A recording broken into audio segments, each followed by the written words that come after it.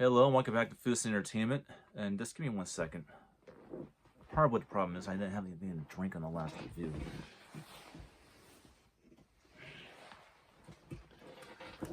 This might help. Alright. Well, I'm not a big fan of horror films that are based on real life events. Never was. And believe it or not, I'm going to piss some people off about this film. Because it's a slow burn, much like the first two reviews I did for Horror Fest 2024 with Abigail and the Boogeyman.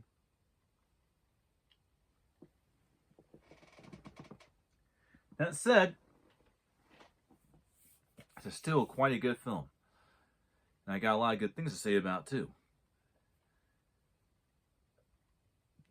Now, interesting enough, this particular film, this new steelbook release is actually the very, very first time in the United States of America and Canada that this film is actually in Blu-ray, which is very, very, very surprising, considering the fact that the film was originally recorded in high definition.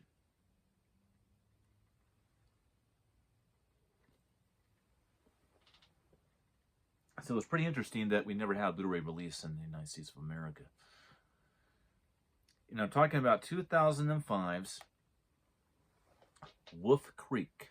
And this is the new Bloody Disgusting exclusive steelbook. Which I'm going to go to single reviews on the nights following for the rest of the week. And I'm just going to do one of these Bloody Disgusting reviews. Now, I don't have every single one of these steelbooks. They're exclusive to Walmart. So you actually do have a Blu-ray disc player. I would suggest you pick these things up. I was very picky on them. I didn't get every one of them. I just got the ones that I know are good. Two I didn't get. I just never been a big fan of them. This one, I have a love-hate relationship with this film. I don't hate it, and I don't like it at the same time. So let's take a look at the back. These new Bloody Disgusting steelbooks actually do have a quote from the film on the back. The quote on this one is, "Oh, I get around, you know. Never know why may pop up." Sorry, I have a Scottish family background, and I was born and raised in America, so I can't really pull off an Australian accent, so forgive me on that. The inside, did a good job on the disc art as well, as you can see.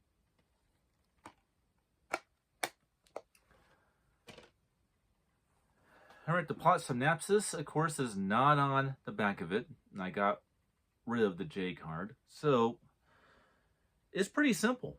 This is based on the real life events, well, somewhat based off, more of inspired by. So, I'll talk about the plot synopsis, or just the plot summary in my own way. Some Australian backpackers are on a trip into the outback to go on the walk-in exposition of looking at Wolf Creek, which has the second biggest, and this is a real true story about this too. This is actually very real. It has, Wolf Creek in real life as well, has the second biggest crater caused by a meteorite ever on record, and it's located on the outbacks of Australia. And so they go to take a look at it, and they come back to their vehicle to find that it doesn't work. And they get assisted by what seems to be a friendly Australian outbacker who offers them assistance to fix their car. And after giving them some rainwater There's such a thing. That is laced with some sort of carbohydrate or something. He basically puts him in captivity in a very diabolical way for the friendly Samaritan is a serial killer. And he has his way playing around with these 3 backpackers. And our main protagonist, which is very interesting on this, haven't really seen this before in a horror film. The main protagonist actually does outsmart our villain several times, but our villain gets the final. He gets the final bang, as you can say. He does end up killing our protagonist. In fact, is the least likely individual out of the 3 backpackers to actually makes it out alive. And this goes basically to the real life story. So that's basically what this film is. That plot summary pretty much sums it up. Now there is a second film in a TV show. I never knew there was a TV show. I knew about the second film. In fact, my father says I should watch it. But like I said, I have a love-hate fucking relationship with the first film. So I'm not quite sure if I want to watch another movie that has a slow burn to where half the movie is exposition and then the second half of the film is when all the stuff I want happens in the movie. Because that's the problem I have with the film. I don't mind a little exposition in the horror film, but when it takes half of the movie for the exposition of building up the story. It takes half of the movie to build the story up, and then the other half of the movie is where you have the payoff. Is frustrating. You see, all the great horror films out there ever made, all of them, which are thousands of great horror films, it don't take half of the movie to do it.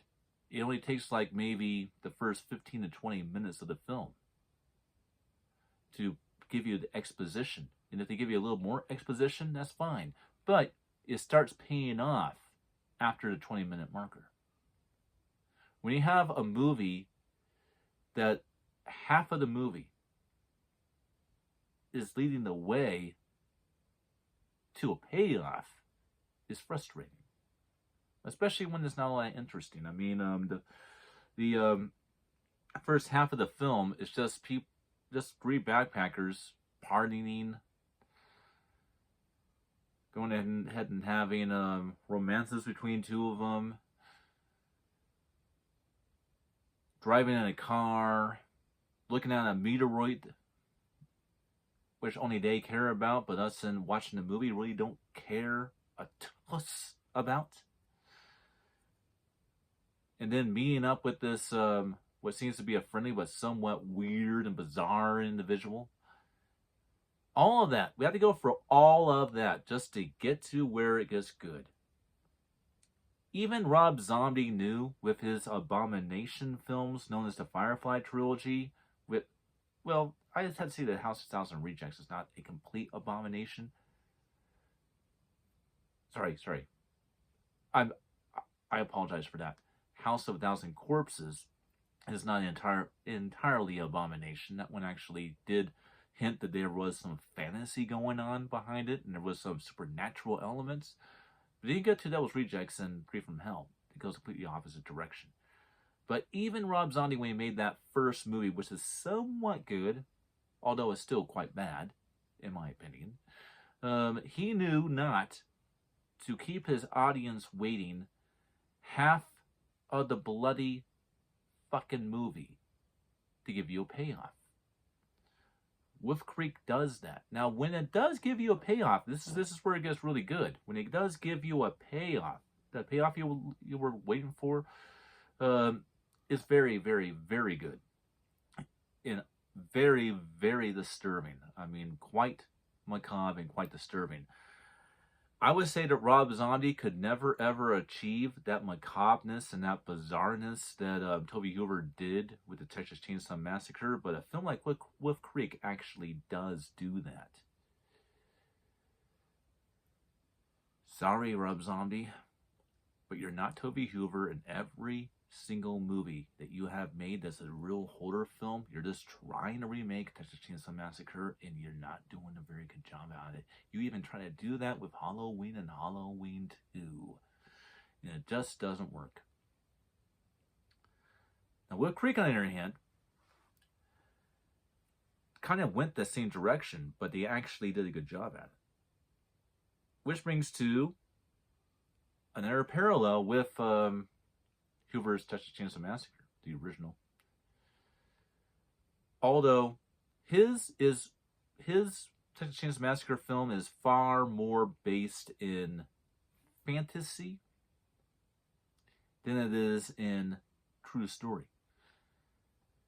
In terms of Wolf Creek, and even more so the second Wolf Creek, which is actually even more accurate to the real life events than the first film is, at least from what I just read. And I just read this on Google before I actually reviewed Wolf Creek in 1960, well before this particular film. The second film is more accurately based on actual killings that the Australian outback killer, or also no, not really an outback killer. He's known as the backpack killer. Now I forget his name. Is Ivan something, but I forget his last name. No, it starts with an M. But our boogeyman is the filmmaker. Like I say, he actually made this character to be like an Australian boogeyman in the vein of Freddy Krueger and Michael Myers and Leatherface and Jason. I don't see it. I think he'd say he's more like Leatherface than anything else. Or Leatherface's family, to be more precise. I'd say he's more like Leatherface's family, not Leatherface himself. He's based off of that particular serial killer, because there were two of them. But the main serial killer's name is Ivan something, and he's based off of him. Now, he doesn't look like him, because I did take a picture of the actual real serial killer, and no, our actor in this movie does not look anything like him. Maybe the long sideburns that go down to here, which no, I will never, ever do. Although, sideburns are a little bit longer.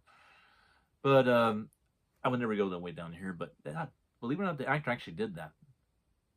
Specifically for this film.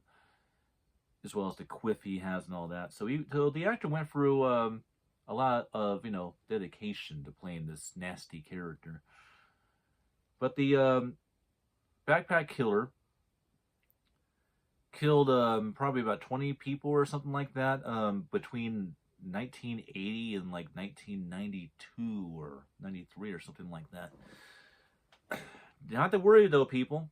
The movie saying he's still alive, is still out there, and he's never been caught, was made for the movie to scare you. This serial killer was caught, and he did die from old age.